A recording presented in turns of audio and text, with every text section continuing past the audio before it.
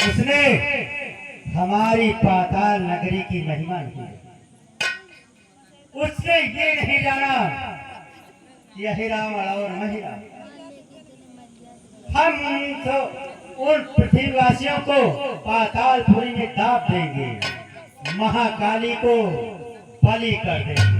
ठीक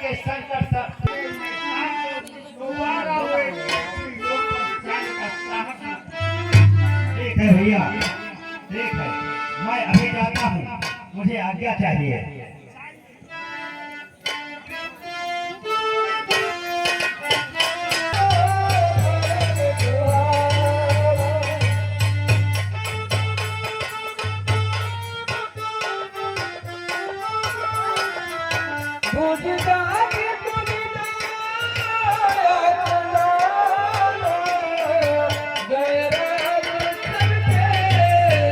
रात के 12 बजे इस समय पूरे कैंप में सब गहरी निद्रा में सो रहे, लेकिन ये बांदर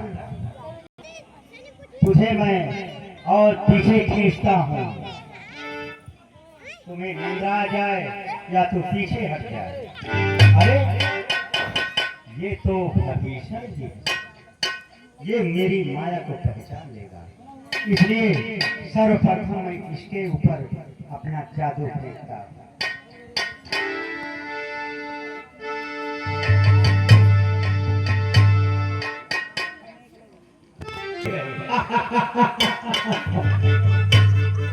अब मैं अपना जादू इनके ऊपर फेंककर इन्हें पाताल नगरी की सैर कराऊंगा और काली को बलि कर दूंगा।